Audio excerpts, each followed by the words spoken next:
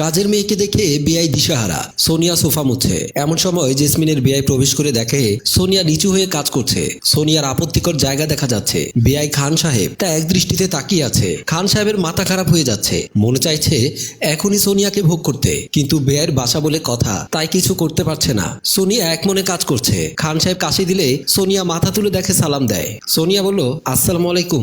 আপনাকে তো ঠিক চিনলাম না। খান সাহেব বলল, আমাকে তুমি চিনবা না? তা তুমি কেমন আছো? সোনিয়া বলল, আমি ভালো আছি। আপনি কেমন আছেন? খান কান্না করছে। আপনি কান্না করছেন কেন? খান বলল, তোমার জন্য রে বোন, তোমার জন্য।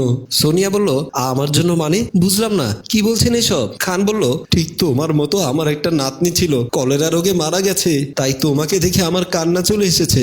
খান সোনিয়াকে জড়িয়ে ধরে, ঠিক তোমার মতো। সোনিয়া বলল, আমাকে ছাড়েন। খান বলল, আজ থেকে তুমি আমার নাতনি, আমি তোমাকে আদর যত্ন করব।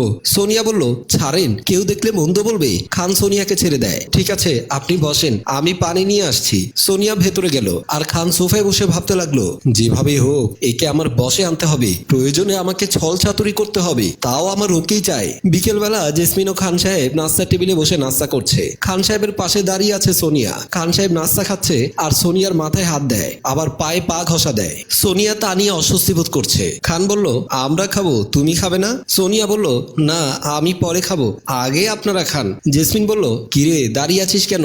বিয়াইকে নাস্তা তুলে দে। সোনিয়া বলল, নেন নাস্তা করেন। সোনিয়া নাস্তা তুলে দেয়। খান সাহেব তা মজা করে খেতে থাকে। খান সাহেব নিজের বিছানায় শুয়ে ছটফট করছে, ভাবছে সোনিয়ার রুমে যাবে কি যাবে না। খান সাহেব নিজের বিছানায় শুয়ে ছটফট করছে। একটু পরে খান সাহেব বিছানা ছেড়ে সোনিয়ার রুমের দিকে চলে যায়। সোনিয়া ততক্ষণে গভীর ঘুমে বিভোর। খান সাহেব সোনিয়া সমস্ত শরীর দেখে চোখের নেশা মেটালো, এদিক ওদিক তাকালো, আর কোনো কিছু না ভেবে সোনিয়ার গায়ে একটা কম্বল দিয়ে নিজেও কম্বলের নিচে শুয়ে পড়ে। খান সাহেব নিজের কামনা বাসনা মিটালো। সোনিয়ার ঘুম ভেঙে গেল।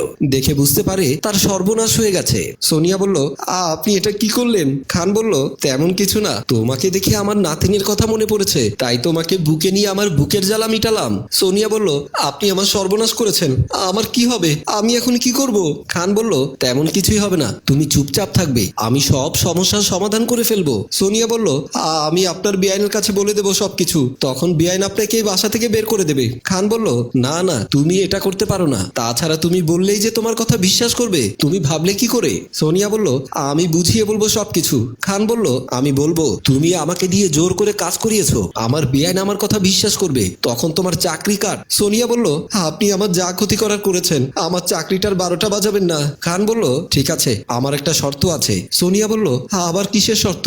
খান বলল, কাল রাতে তোমার সাথে থাকতে দিতে হবে। সোনিয়া বলল, না না, সম্ভব না। খান বলল, তাহলে বেআইনকে বলে তোমার চাকরি থেকে বের করে দেবার ব্যবস্থা করি। সোনিয়া বলল, না না, সেটা করবে না, যদি কেউ দেখে ফেলে। খান বলল, কেউ দেখবেও না, জানবেও না, শুধু তুমি আর আমি। এই কথা বলে চলে গেল। সোনিয়া কান্না করতে করতে ঘুমিয়ে গেল। সকালবেলা সোফার উপরে বসে কথা বলছে। কিছু সময় কথা বলার পর সোনিয়া 2 কাপ চা নিয়ে আসে। জেসমিন বলল, বেআই কোনো সমস্যা হচ্ছে না তো? খান বলল, না না, তেমন কোনো সমস্যা নেই, কাজের মেয়েটাকে বলে দেন যেন একটু সেবা যত্ন করে। জেসমিন বলল, সোনিয়া, বেআই যত্নার্থে করছিস তো? দেখ, সে কিন্তু আমার বেআই। সোনিয়া বলল, আমি যতটুকু সম্ভব করছি। খান বলল, আর একটু ভালো করে করিস, আমি কাল চলে যাব, যত্ন যা করার আজকেই করবি, কেমন? সোনিয়া বলল, ঠিক আছে, তাই হবে। সোনিয়া চলে যায়। তারা চায়ের কাপে চুমুক দেয়। রাতে খান সাহেব দরজার পাশে অধীর আগ্রহে অপেক্ষা করে সোনিয়ার জন্য। সোনিয়া বের হতেই খান সাহেবকে দেখে চমকে উঠল। খান বলল, কি ব্যাপার, চমকে উঠলে কেন? সোনিয়া বলল, আপনি আমার রুমে কেন? খান বলল, কেন মানে? কাল কি কথা হলো? আজ রাতে তোমার সাথে আমাকে থাকতে দেবার কথা না? সোনিয়া বলল, এইসব কথার কথা। খান বলল, ঠিক আছে, তাহলে আমি আমার বেআইনকে বলে গিয়ে তুমি আমার যত্নার্থে করছো না। সোনিয়া বলল, কেন? আপনাকে সারাদিন যত্ন করে খাবার দাবার দিয়েছি, আমার ওই যত্নের দরকার নেই, আমার রাতের যত্নের দরকার। খান সোনিয়ার হাত ধরে টানাটানি করে কামনা বাসনা মিটানোর জন্য। দর্শক, আমাদের এই গল্পটি যদি আপনাদের ভালো লাগে তাহলে লাইক, কমেন্ট, শেয়ার করে অন্যকে দেখার সুযোগ করে দিন। ধন্যবাদ। রচনা ও পরিচালনায় আয়ুব মাহমুদ টেম্পু, প্রযোজনায় FA নয়ন চৌধুরী।